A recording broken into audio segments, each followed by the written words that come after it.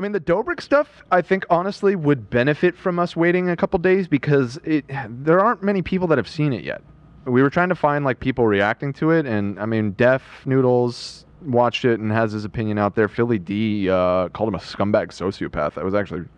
Yeah, Philly D did not hold back. Really? After watching it, yeah. He opened his show saying, Jesus, David is a scumbag sociopath. So wait, where can can anybody watch this? You can get a ticket to watch it on South by Southwest. So it's still available? Well, you were able to this weekend. I don't know if it's still available. Billy D was there in person, I believe. Oh, what an honor. I didn't get that invite. Well, no, he just goes. I mean, you could go. I don't think he'd be mad to say it. I've seen the documentary. He sent me a screener, which was very kind of him. He wanted to know. Casey wanted to tap my knowledge with this. He wanted to ask me something, AB. Your idol. You want to know what he wanted to ask me? I condone of this one being my idol, but yeah, go ahead. Because most people, you say my idol's not my idol, but I condone of Casey. You're talking about me? Yes, you're my idol. Proceed. But you said most people who say is your idol is not your idol. No, you say that all these people are my idol when they're not. Am I your idol, AB? I fucking better be. You're my fuck. Especially if you take me to Vegas and be my sugar daddy for the weekend. I didn't say I was taking you. All right. Anyways, you were saying. I said I'd go with you. Okay. That's a big difference. Okay. What'd you have in mind, Lena? Are you okay if AB puts out if I take him? Jesus. Gonna make out with you like Tom Brady makes out with his son. Oh, I'm going straight. I'm skipping the making out. I'm sorry, I interrupted. You were saying Casey, my idol. Yeah. So what did he ask you? Just so you know, your faith in me is not misplaced. He came to me for advice. That's like of all the people you look up to in the world, who you idolize, they converged on me. I only found out because. What did he ask you for? A restaurant recommendation? Just saying. Anyway, he says he calls me and he goes, Ethan, I'm putting out this documentary. I've been friends with David. Now the whole crew hates me, and I'm just really torn up about it. He says, how are you so okay with people hating you? That was his question to me. I mean, I'd hit you up for that question too. What? I'd hit you up for that question too. Yeah. I think, bro, what do you want from me, dude? I don't know. Oh, basically, he was saying, how are you okay with being such a psychopath that you don't care that everyone hates you? So, Casey comes to me for the most important life advice. Question. Yeah, you know I know. That's what I said. I'll say it like I said. There's someone at my gym who knew where I worked, and he's like, "Oh, isn't that guy? I've heard he's like an asshole in real life." And I said, "No, he's really kind. He just gets a bad rep because he's the only person that has the balls to call out the bullshit on YouTube." Oh, thank you. Who would say I'm an asshole in real life? Some guy that beat the fuck out of me. The only person. Oh, really? You scared of him? Yeah, but don't worry, I'll avenge you. I'm getting there. Well, don't worry, because now we're friends again with Todd now. So if we need someone to come. You mean Jeff? Who's Todd? Jeff's friend who came to our house? Cody. Todd. Oh, Cody. Cody made that Instagram. He's like, hey, we're good now. We're in the family. We're Team Ethan. It's an alliance, It's an alliance. So now that we've got Cody on our team, I'll tell you what. If that guy's got a problem, he can speak to Cody. Gabish? Sounds good to me, man. Where'd Todd come from? I don't know. Todd is it's like so far Todd up. Is Jeff's other friend from the vlog. Oh, there is somebody. Okay. There is at Todd. least. Okay. There's a Todd. Getting mad on Twitter. Dobrik?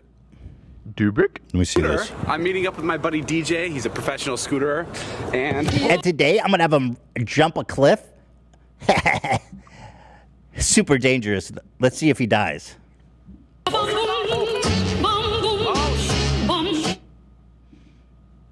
This is the dream home. It's the world's most expensive modern mansion in the United States. It's the world's most expensive mansion in the United States. Wait, that's not Notch's house, right? That's not. Look at this fucking It might be. I don't know. It's hard. It's not. I know. fucking insane. Unless he bought it recently. Bro, it would be so easy to work out here. Yeah. Actually, no, it'd be really difficult. This house is called the One, I think.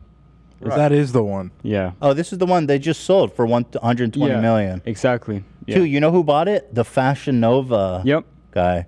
He's fucking I low. tell you what, that cheap fucking clothing pays a lot of money because the Fashion Nova owner bought this house for $120 million. They were very smart with their marketing when they were coming up. Like, whatever deal they got worked out with influencers, like... No, I agree. I mean, it that worked. guy figured it out. Yeah. Well, what's really impressive is his design and distribution network. Yeah. The guy makes fucking... I mean, nobody cares about the quality, so it kind of gives you a lot of freedom in terms of just mass producing stuff. But yeah, that thing. Wow. All thanks to our friends at SeatGeek. SeatGeek is an amazing app that helps you buy tickets and I heard SeatGeek came back to him. Is that true? Yeah. I mean, this video is. No, this is old. No, it's from a month ago. It is? Bro, fuck What's up, guys? Welcome back to SeatGeek. the vlog. What say the that. fuck? It's all the surprise. But they want to sponsor us. They haven't sponsored us in a long time. Maybe they'll come back. I'm not working with SeatGeek. Yeah, Fuck okay, them. fuck them. South, I wanted to get you a gift. You're fucking with me. No, I'm not fucking with you. Dude. Yeah, SeatGeek bought him a car. You didn't do shit. In fact, you got paid to buy him a car. That's the whole shtick. There he is. Look at that freeze frame. What freeze frame? No, I'm David. The tongue out.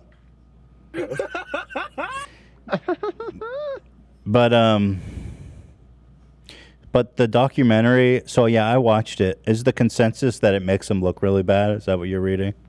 Yeah, it seemed like a lot of people reporting that he had no remorse. And, None. Yeah.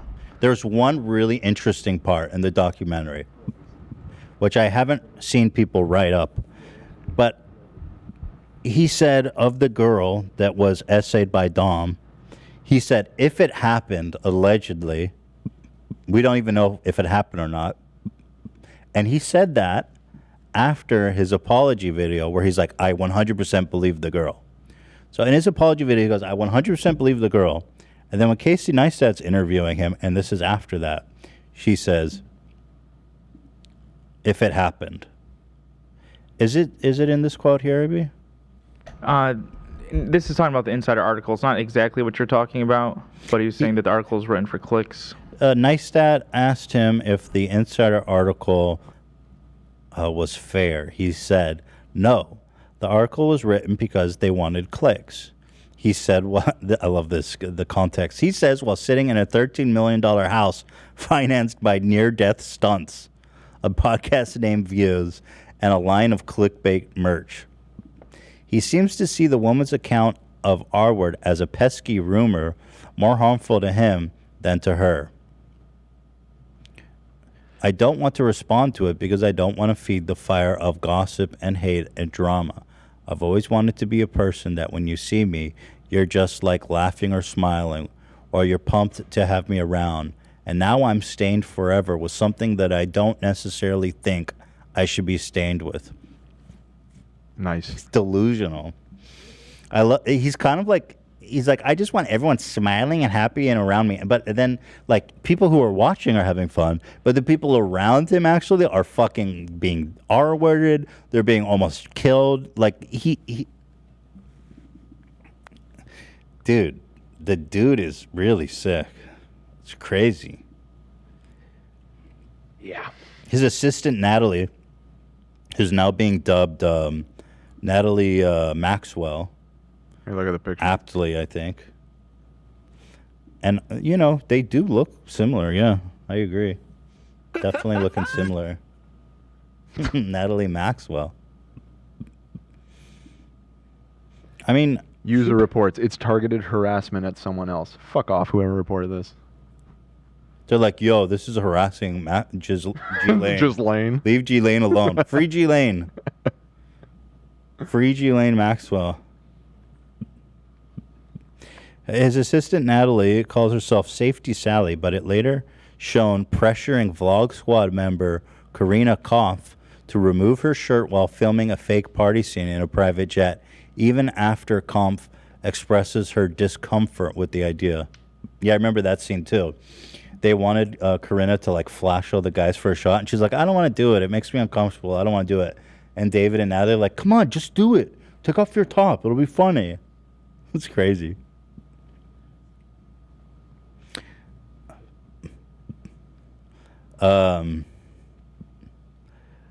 Quotes from Rolling Stone. In one particular stomach-churning scene that takes place on a private jet, Dobrik directs members of the vlog squad to engage in increasingly wild yet largely innocuous behavior.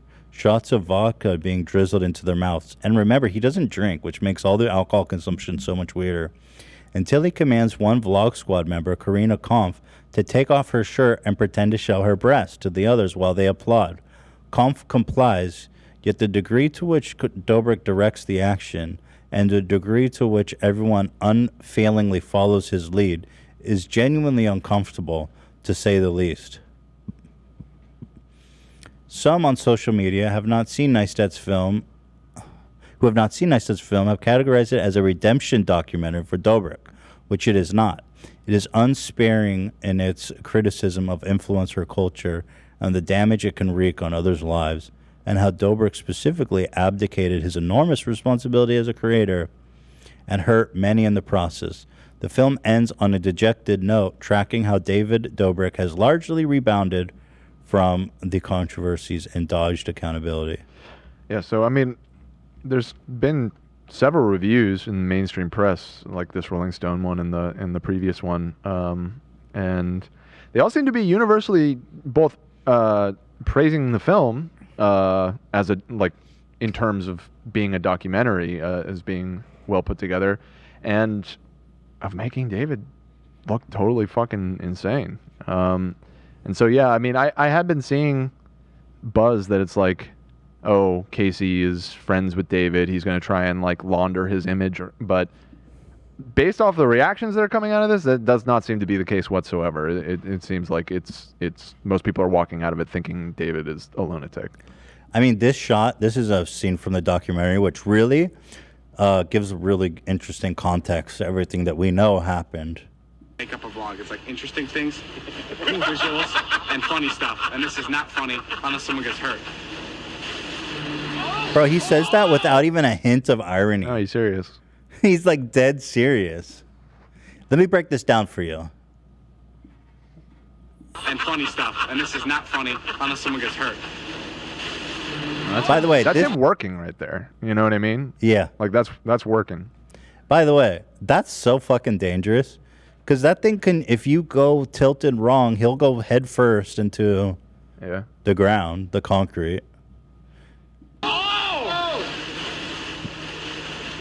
Can you go even a little bit higher? And then he's pushing him to go more higher than he's comfortable with. Do these stunts ever concern you, Natalie? Yeah, all the time. That's my job. That's why I'm here. I'm here to be like Safety Sally. Okay. I'm the no. I'm the big, I put the no. Have you said no to David before? Oh yeah, all the time. We're gonna stay here for 3 hours. I'm gonna get it, and it's gonna be like, okay. Watch out, watch out, watch out, watch out. You need more power on the throw. I'm not worried about this happening. I'm worried about my reaction when it happens, because it's gonna happen. He's not just blessed with his talents. He's also blessed with this insane luck that everything always works out for him. Oof. Ooh. So ironic. With Jeff saying that. So sad and ironic that Jeff was the one to deliver that line, eh? Brutal. Pretty incredible, actually, that context of all that. Not just blessed with his yeah, I mean, from the perspective of Casey, you know, stepping away from the seriousness of the hurt and damage that happened. I mean, he really hit the jackpot when it comes to like a documentary. Because, I mean, he went into this as making essentially a fluff piece. Yep. And the fact that it just evolved into kind of like this close examination of this toxic, you know, influencer culture is that's lightning in a bottle, man. Like he lucked out. Well, I told him it was like those guys who were making the documentary about the firefighters on 9/11. Right. Exactly. Yeah. It really is. luck that everything always works out for him. Yeah. Good editing choice too to show that not working out over and over again. They did get it. Right, I'm sure they did eventually, but yeah. There's a lot of great moments in there though, so pretty fucking interesting. Tongue out, baby. This is how we do it. This is how we do it. I'm kind of curious what Philly D said. I timestamped it, that link there. I mean, I pretty much summed it. He Philly has D more to say as well, but came out with some fighting words. yeah. Been doing. Yo, this first up today, I'm actually coming. Wait, is this just come out today? Yeah, this morning. Oh, okay. Back from Texas, I was at the premiere of Under the Influence at South by Southwest. It's the Casey Neistat documentary about David Dobrik, and I just, wow. I cannot diagnose anyone, but watching this documentary, it's hard not to look at David Dobrik and be like, oh, you are a scumbag sociopath. You've said what you've said publicly, but you behind the scenes, you still truly see yourself as the victim of your controversies. Right, and so with this, Yo, by the way, thank you, Liam. Casey has never like exposed anybody. It's so weird that this like expose on David is coming from Casey Neistat of all people. Yeah. Like, you know, it's bad when Casey. Right. I think that lends it a certain legitimacy that he's not somebody. Yeah. Again, like I was just saying, everyone. He's friends with everyone. He's friends with everyone, and this documentary was explicitly set out upon with the goal of documenting somebody that he thought was a fascinating, positive creator, and the fact that he learned reality just completely twisted that in another direction, I think is really fascinating. Yeah, I think by the end, Casey hated him coming out. He went in loving him. He came out hating him. Not unlike how you guys come in here, right? And work. My relationship with you. Yeah. No, I watched I watched an interview with Casey this morning as well at South by, the official panel or whatever, and he was very cagey about talking about his relationship with David, but he made it pretty clear that essentially the final interview in the film, the last one that he did with him, David has gone completely zero contact with him ever since then. He has not spoken to him since that interview. Yeah, makes sense. Yeah. So I don't think David is thrilled about this, how it turned out.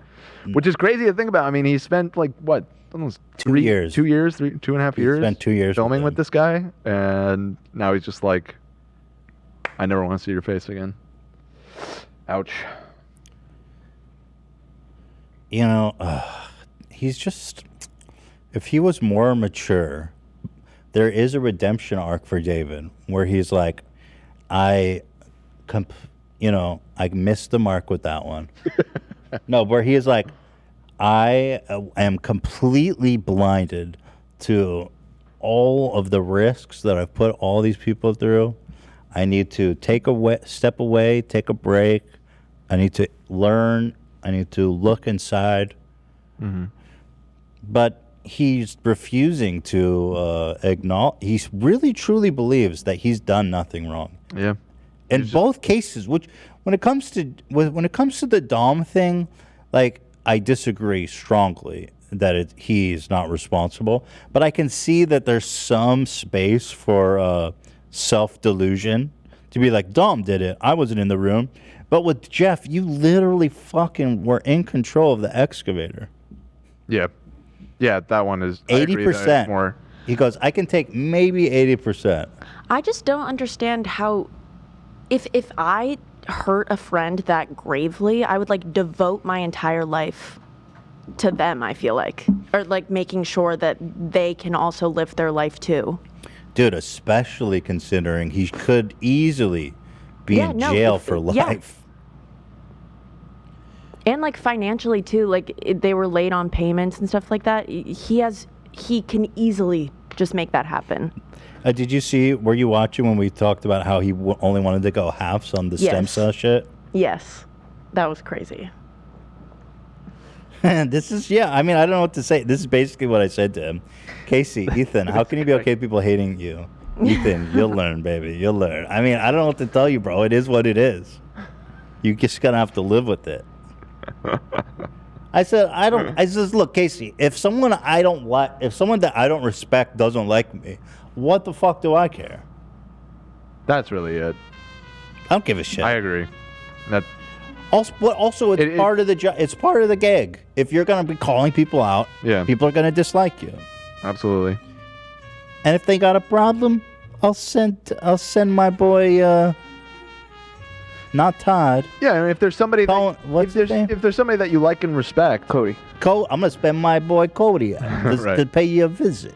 There's somebody that you like and respect that thinks that you're a piece of shit. It's definitely should give you pause and time to reflect. But if we're, And controversially, I've learned the people that you think are a piece of shit like you, that should also give you pause. Oh, and right. times in my career, That's a good point. those have been the most important times that I've been given pause and said, wait, I need to reconsider what I'm doing. Because when someone like Crowder likes you, then you need to fucking reevaluate your Right, life. exactly. Because that's what was happening to me back. And like we've been talking about recently with how all of these people keep collecting connecting the Legion of Doom, the H3 Legion of Doom. And when you list these people off, it's like, okay, so who like fucking hates us? Or you specifically more so, but hate the show. Just trying to hate us too, but yeah. Well, sure. Ryan Kavanaugh, Keemstar, J Station, FaZe Banks, Logan Rice Paul, Gum, Rice Gum. Jake It's like, Paul. wait a minute. These are the worst people that you can think of. It's kind of okay That's that great. these people hate us. Yeah. They should hate me. Yeah. It's all about the respect. I'm not gonna fucking suck their dicks and lie about what I think they're great and have them, fuck them. Yeah. They're scum. It's all about the respect. That's right. As I spit on this dead body I found. So whatever. And, yeah.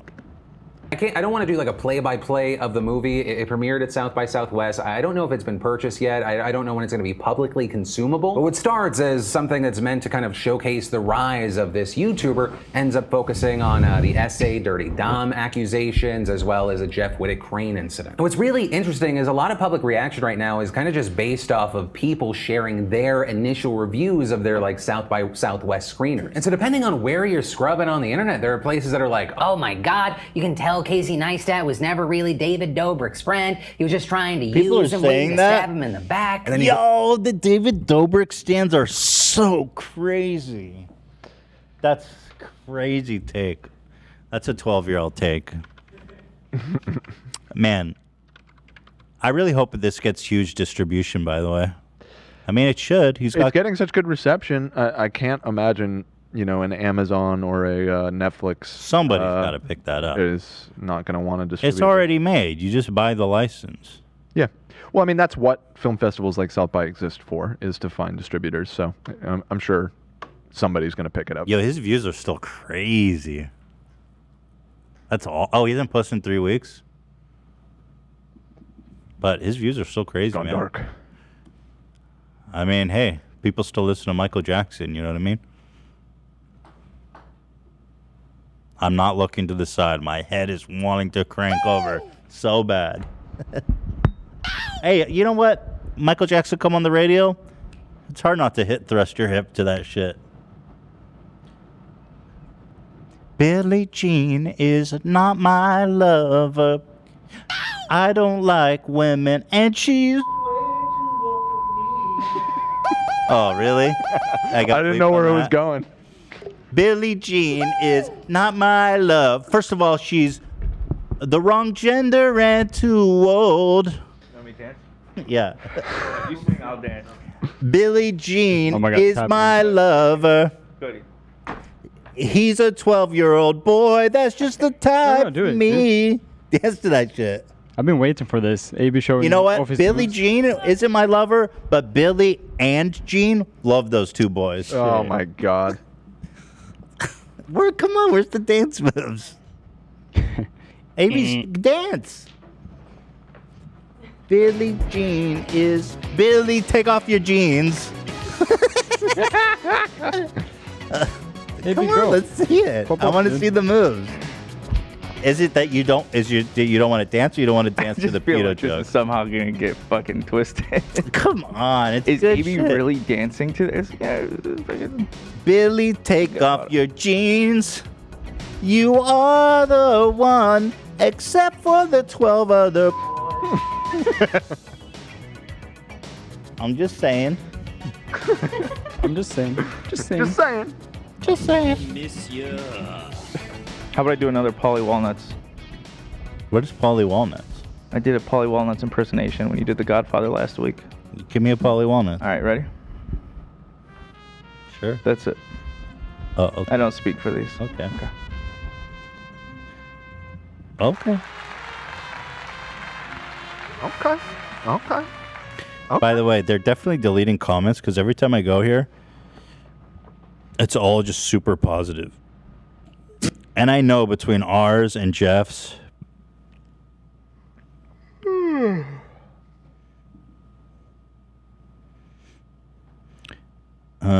actually, that comment is. yeah, a good one. there's some get there. They got bored and stuff. Wait, did we talk about the 2-hour thing? You know, I think that was after the show. Okay, this was a huge revelation, actually. Can you pull up that screenshot from the subreddit? Somebody on the subreddit did a really brilliant CSI of David's episode talking about the accident. And what you'll notice if you watch, or give me a timestamp if you can, what you'll notice, because David, there's this moment where he pulls up an Instagram DM that Jeff sent him showing someone swinging from an excavator. But Jeff himself admits he didn't see it until Jeff was already in the hospital. But I guess he thinks it's useful to deflect blame on Jeff somehow to prove that like he wanted to do it. Well, what was really a self-report is that the desktop recording, which we're looking for, shows... Okay, good. Thank you, AB. You're on your shit today. Minutes before the This is the biggest self-report ever. Now, I don't know why it's so low res. That's not my fault this time. It's on HD. We do need a high res for this. So, let's try this one more time. So, here he screen recorded this on his phone. We got to go back a little bit. And I remember Jeff told me to check my DMs, and it was a video that he found. Okay. Now this says 2 hours ago. That means he screen recorded it 2 hours after Jeff sent it. Now the timeline is this. Jeff sent this message when he was on the beach and people were on the excavator. Soon after, the accident happened and he was rushed to the hospital. So according to the timeline, only one person was allowed in to be with Jeff during the surgery, and David was that person. So while Jeff was on the operating table and people didn't know if he was going to live or die, while everybody was outside just praying that he survives, David was in there screen recording the DM to try to fucking put the blame on Jeff in case he got sued or Jeff died. There's no other way to interpret that. The only other way, because we were discussing 2 hours. His friend might be dying. No, I agree. The only, because we were trying to think of like some sort of explanation for why somebody would do that other than what you just described, which is the most likely interpretation. However, maybe, I'm sure the whole vlog squad and their production team has a group chat and was probably going insane during this whole like process or whatever. And maybe he was just trying to explain the series of events that happened that day. Why would he need to desktop record it? Why not just send a screenshot? Because maybe he was still thinking he was going to be making a video about this. Why is he even I don't know, bro. I don't see that as plausible. Listen, and the thing is, he used it as he intended. Right. The fact that he pulled it out like this. Years later. Yeah. Which is kind of crazy that he still had that. By the way, he also did that with the Dom thing. He had like the receipts and all that shit. Or Seth. Mm-hmm.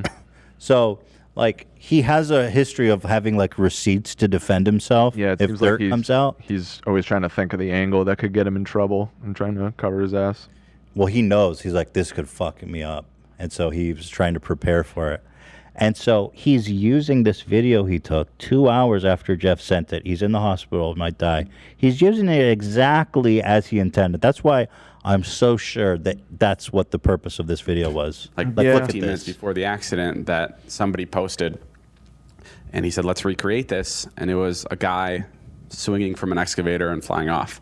I didn't see that DM till the hospital. And he jokes. He's like, I didn't mean literally how. Dude, he used that exactly how he intended. And he's really dumb because it doesn't do anything to help him. But I think he's just desperate because he knows he's fucked. But just imagine, dude. You're like, man, this guy could die, and I did it. Well, hold on. Let me download this real fast in case he tries to sue me or...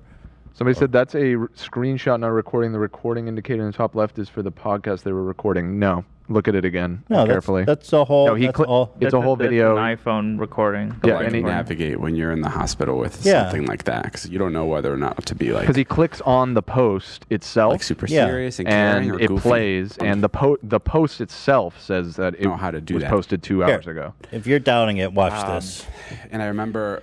How are these guys letting David do it? Like, Jason seems like he cares about Jeff as a friend and stuff.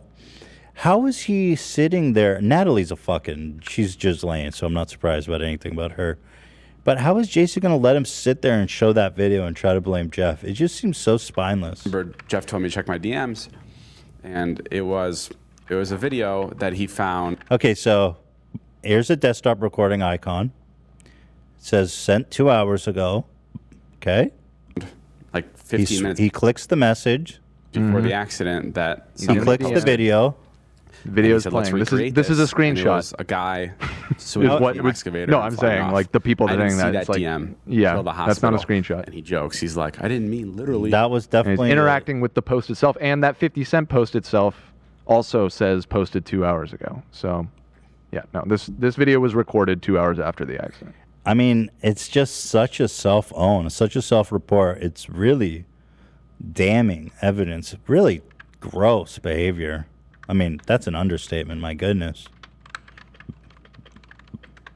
Yeah, but the best moment of this comes when Jason says, I think Jeff will be really happy about this. It's fantastic. I think Jeff's response was like word for word. That's not Jason. That's not Jason. I don't know who I'm looking at. Yeah. Yeah, I mean, that was a hell of a statement.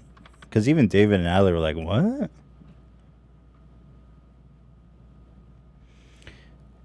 Yeah, I don't know, man. But at the end of the day, I don't think anything's going to stop David. Right? I mean, you still make videos. And SeatGeek's still working with them, for Christ's sake. I mean, if he doesn't course correct, I can't see something else like this not happening in the future. You know what I mean? Which, well, seeing as he doesn't seem to really get it, I don't know if he is going to course correct. Yeah, but it happened and nothing happened to him. So what does he have to gain from course correct? He lost a lot in this, even if he's still. But now he has nothing left to lose. Yeah. I suppose. I feel like when this Casey doc is more publicly available, it'd be a good test because it doesn't get any cleaner than Casey on YouTube. So that's for sure. But yeah, I mean, these views are great. It's going to be real interesting to see how this goes down, man. David and Natalie are just so pissed. They're all out to get us. I didn't do anything. I'm only 80% responsible for the excavator accident.